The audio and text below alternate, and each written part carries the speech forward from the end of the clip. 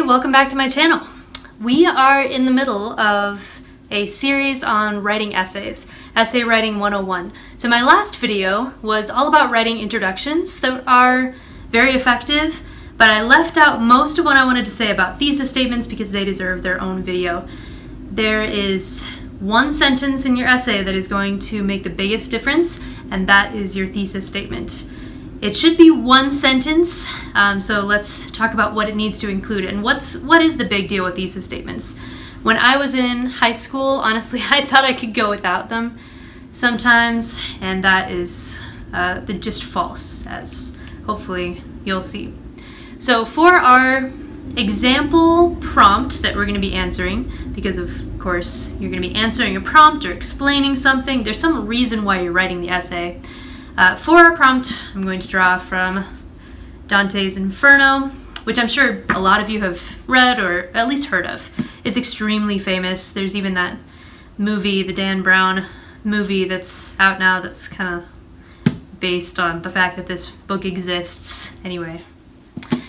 So the first thing that your thesis statement should do is answer the question. Now our example question is going to be this. In Dante's Inferno, does Dante the character change over the course of the poem? Simple as that. Does he change over the course of the poem? So in your thesis statement, you do need to answer that question. You can't just wander through your essay and figure out what you want to say at the end. Don't feel like you can skip over a thesis statement or wait to have some sort of reveal at the end of your paper. This is what I was proving.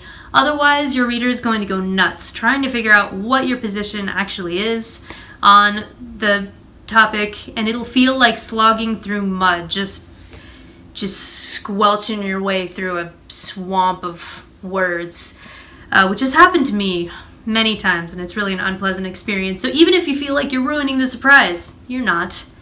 You have to have a thesis statement. So apart from answering the question, what makes a good thesis statement? Well, number one, it really ought to be brief.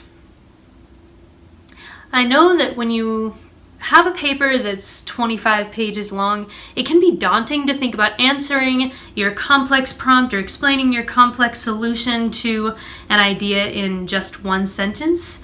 But I would argue that in the vast majority of circumstances, certainly for every paper under 10 pages, a one-sentence thesis statement is absolutely possible and probably necessary. So if you can get it down to one concise sentence, then you're already doing okay. You've answered the question in a concise, brief way. So that's the first thing that it needs to be, if it possibly can be. Number two, it has to be debatable. If it's not debatable, then why are you even writing a paper about it? It's like when people start paragraphs by saying, Charles Dickens was born in 1812. Okay. Is there something you're going to be proving about him? Or I certainly hope that the whole essay is not going to be about his birth, because that would be a really hypothetical and disgusting paper. So it has to be debatable. Here's an example of a thesis statement that would answer that prompt, does Dante change over the course of the Inferno, that is not debatable. Dante goes through a hard journey that would change almost anyone. Okay, if you know anything about the story of the Inferno, the character Dante goes on a journey literally through hell. The poet Virgil leads him down, and at the very end he sees the face of Satan himself after he meets all of the sinners in the 9 circles. So of course this is a journey that would change almost anyone. That's not debatable whatsoever. Neither does it answer the question in any clear way. So that would be a fail of a thesis statement. The third thing that a thesis needs to be is provable. So brief, debatable, provable.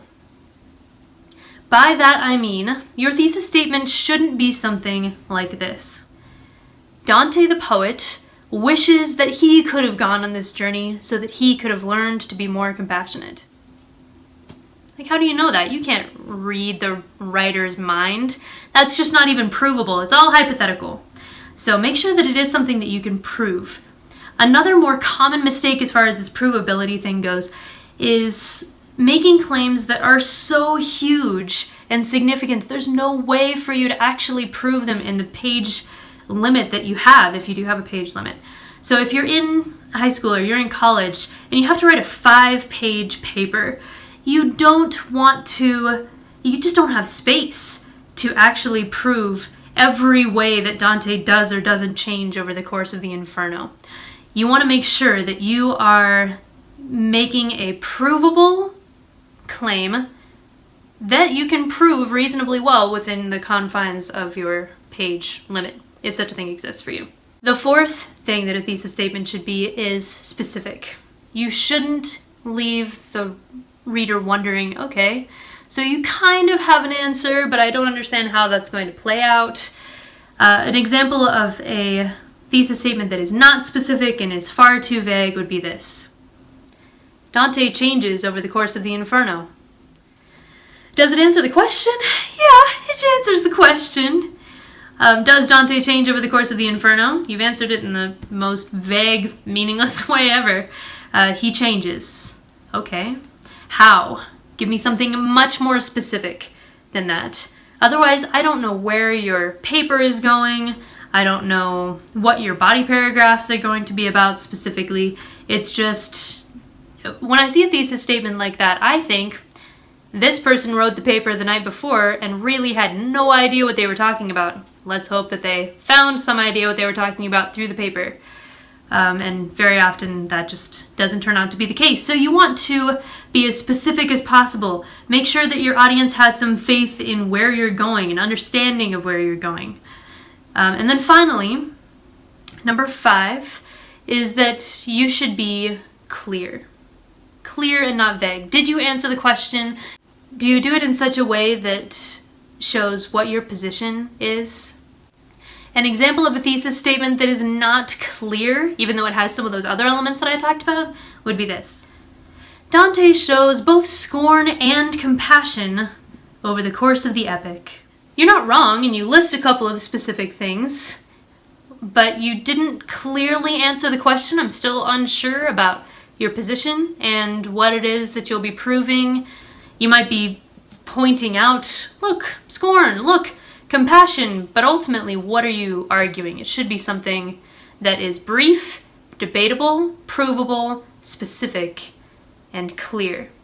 So now that I've given you some of the basic pointers, I want to give you an example of a thesis statement that would actually work, and then a few additional pointers of things that you can add if you would like to do so. So a good thesis statement would be this. By observing sinners and learning from Virgil, Dante becomes more repentant and accepts God's difficult justice. Okay, so there's still a lot left to prove in the paper, but my position on the topic is clear, and you know where I'm going. You know what to expect from this paper that I've written. So a couple other things you could add to your thesis statements if you want to mix it up or add some other elements. You can, in your thesis, add reasons for why you think the way that you do.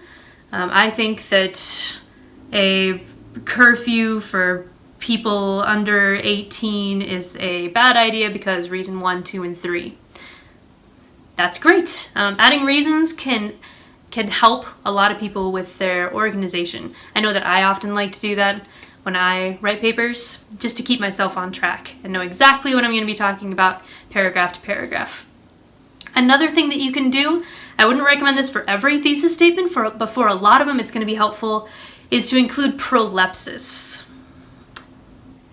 Prolepsis is a kind of ridiculously complex word for a simple idea, but now you have an additional literary term to add to your arsenal of literary terms.